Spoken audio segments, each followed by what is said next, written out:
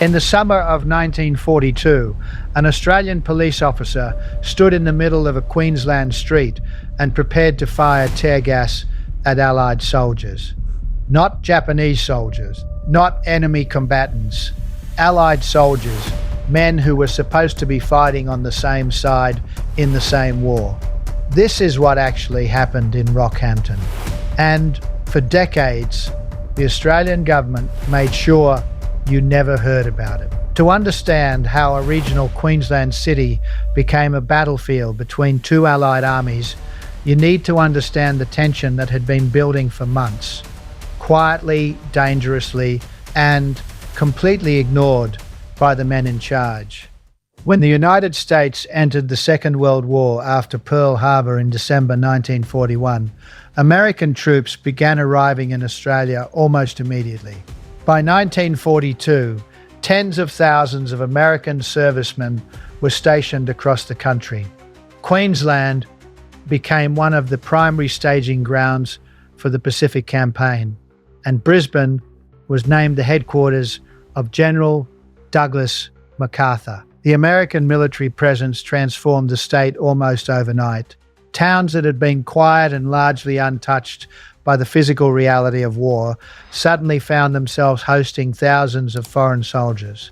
And the social fabric of those communities began to strain in ways that no one in Canberra or Washington had anticipated or prepared for. On paper, this was a partnership built on necessity. Australia needed American firepower and industrial capacity. America needed Australian geography as a launch pad for the fight against Japan. Together, they would push back against a Japanese advance that had already reached New Guinea and was threatening the Australian mainland itself. It was a logical, essential alliance. But alliances between governments do not automatically produce harmony between the men on the ground. And on the ground, resentment was already festering before the first shot was fired in anger on an Australian street. The heart of the problem was money. American servicemen were paid dramatically more than their Australian counterparts. The gap was wide enough that in practical everyday terms, whenever Australian and American soldiers found themselves in the same pub, the same dance hall, or competing for the company of the same Australian women, the Americans almost always had more cash to spend. They could buy more rounds, offer more gifts, and present themselves as far more financially attractive companions. For Australian soldiers who were fighting just as hard and enduring just as much, defending their own country on their own soil, this disparity felt like a daily and deliberate humiliation. The resentment didn't stop at the pay packet. American troops were often better equipped, better fed, and issued with superior uniforms. They had access to goods that were rationed or completely unavailable to ordinary Australians: chocolate, cigarettes, nylon stockings, tinned food. In Australian eyes, the Americans had arrived in their country, taken over their cities, reshaped their social life with imported money, and were now taking their women as well. The bitterness ran deep and it ran wide, and not a single senior commander on either side made any serious effort to address it. There was also a deeper psychological wound that rarely gets discussed. Australian soldiers had been fighting since 1939. They had served in North Africa, Greece, Crete and Malaya before the Pacific War even began. They were seasoned, battle-hardened men who had already buried too many mates. When the Americans arrived, fresh, well-supplied and loudly confident, many Australian veterans felt not just underpaid, but actively disrespected. The Americans talked about winning the war as though it had only just started. For Australians who had been at it for years, that attitude was almost unbearable. This tension first exploded in Brisbane on the night of the 26th of November 1942. What began as a confrontation outside the American Post Exchange store in the city centre escalated into a full-scale street battle involving hundreds of soldiers from both nations. The fighting lasted for 2 nights, At least one Australian soldier died during the disturbances, and dozens more were injured on both sides. The Battle of Brisbane, as it would come to be known, sent shockwaves through the Allied command, not because anyone intended to fix the problem, but because everyone was desperate to hide it. Censorship orders went out almost immediately.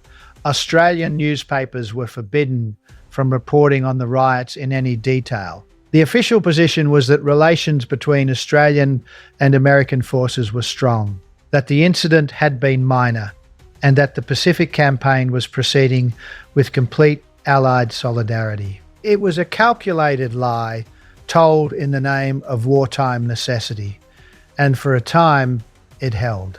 But suppressing the news did not suppress the grievance. The conditions that had produced the Battle of Brisbane had not changed in any meaningful way. The pay gap remained, the social friction remained. The sense among Australian soldiers that they were being treated as second-class citizens in their own country remained. And so the violence that had been contained in Brisbane simply moved somewhere else. Rockhampton sits on the Fitzroy River, roughly 600 kilometres north of Brisbane. By 1942, it had become a significant military staging point, with both Australian and American troops stationed in and around the city in considerable numbers. It was a regional Queensland city, tight-knit, proud, and accustomed to a pace of life that the war had already begun to disrupt well before the fighting started on its streets. Local residents had watched their pubs fill with foreign uniforms, their streets change character, and their community absorbed pressures that peacetime life had never prepared them for. For the people of Rockhampton, the alliance between Australia and America was not an abstract geopolitical arrangement. It was something they lived with every single day, in every shop and pub and street corner in their city, and the tension that came with it was impossible to ignore. Into this environment came the same dynamics that had poisoned Brisbane. The money gap was just as stark, the social competition was just as fierce, and the memory of what had happened in Brisbane was fresh enough that both sides understood exactly how badly things could escalate. The trouble built across the final months of 1942. There were incidents in pubs, confrontations on street corners, and fights that began with words and ended with fists. White's Hotel became one of the particular flashpoints, a venue where Australian and American soldiers repeatedly found themselves in the same confined space, drinking the same beer, and finding it increasingly impossible to tolerate each other's presence. According to accounts from the period, these were not isolated brawls between a handful of drunk soldiers. They were recurring, organised, and deeply felt expressions of a structural tension that no one in authority had done anything to resolve. By late November and into December of 1942, and continuing into January of 1943, the confrontations were growing in both scale and severity. Australian soldiers arrived at these encounters with whatever they could find: iron bars, broken bottles, makeshift weapons drawn from the environment around them. The Americans, meanwhile, had access to their service sidearms, and relying on accounts from the period, some were not reluctant to use them when the fighting turned serious.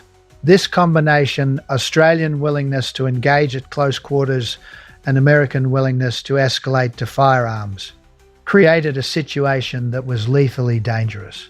Accounts preserved in the historical records suggest at least one person was killed during the Rockhampton disturbances, and the number of soldiers wounded on both sides ran into the dozens.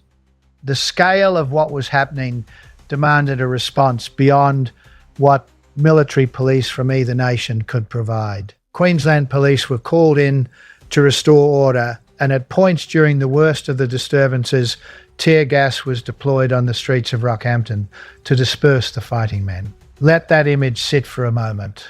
In an Australian city, in the middle of the Second World War, Australian police officers fired tear gas into crowds of Allied soldiers, including their own countrymen, to stop them from killing each other. The streets of a Queensland regional town had become a battlefield, not because the Japanese had landed, but because the alliance meant to stop Japan had fractured under the weight of inequality, resentment, and official neglect. Estimates from the period placed the numbers at around 200 soldiers at peak. This was not a minor altercation that got out of hand on a Saturday night. This was sustained, dangerous collective violence playing out across weeks in the middle of one of the most critical phases of the entire Pacific War. Consider the context carefully. In early 1943, the Kokoda campaign had recently concluded. Australian soldiers had fought through some of the most brutal conditions imaginable. Jungle, mud, disease, and a Japanese opponent that had pushed them to the absolute limit. And they had held. They had turned the Japanese advance on the Kokoda track and pushed the enemy back over the Owen Stanley Ranges in a campaign that stands as one of the great military achievements in Australian history. These men had given everything. And what had they come back to? A country where the soldiers of their ally were earning dramatically more money, wearing better uniforms, eating better food, and living more comfortably on Australian soil, in Australian cities, among Australian people. For many Australian soldiers, the American presence felt less like an Allied partnership and more like a quiet occupation. MacArthur had assumed command of Allied forces in the Pacific in a manner that many Australians felt had sidelined their own military leadership. American military police were operating on Australian streets. American money was reshaping Australian social life in ways that ordinary Australians had no power to resist. And when Australian soldiers pushed back against any of this, the response from authorities on both sides was to minimise, suppress and silence. The same machinery that had silenced Brisbane was applied to Rockhampton, and this time the geography made it even easier. Queensland was remote from the major metropolitan press centres in Sydney and Melbourne. Local newspapers operated under wartime restrictions. What happened in Rockhampton largely stayed in Rockhampton. The soldiers who had been there carried the knowledge of what had occurred, but the public record was sanitised and the official narrative of unbroken Allied solidarity was maintained. And by preventing Australians from knowing what had happened, the authorities also prevented any public pressure for the reforms that might have reduced the ongoing tension. The pay disparity was never meaningfully addressed during the war. Silence did not heal the wound. It only kept it hidden until the next outbreak. What makes the Rockhampton disturbances particularly significant is precisely what they demonstrate about the nature of the Brisbane problem. The Battle of Brisbane has received increasing historical attention in recent decades and has gradually entered Australian popular consciousness as an uncomfortable but acknowledged chapter of wartime history. But Brisbane was not the whole story. It was the loudest and most visible eruption of a tension that existed wherever Australian and American troops were stationed together. And that tension continued to produce violence in the months after Brisbane, despite every official effort to pretend that order had been restored. The trouble did not stop at the river. It moved north. It moved inland. It took the same ingredients, underpaid and proud Australian soldiers, well-resourced American troops, alcohol, social competition, accumulated grievance, and a complete absence of structural remedies. And it produced the same result in a different city, hundreds of kilometres from where it had first exploded. The tear gas drifting through the streets of Rockhampton was made from the same resentment that had fueled the riots in Brisbane.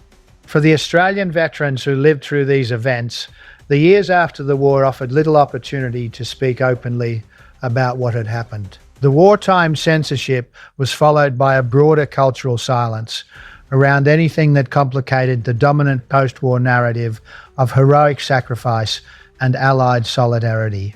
There was no comfortable space in that narrative for the reality of what had occurred in Rockhampton or Brisbane. These were not stories that fit neatly onto a war memorial or into an Anzac Day address. Some veterans spoke privately, in letters to family, in quiet conversations with trusted mates. But the dominant culture of the post-war years encouraged silence over disclosure.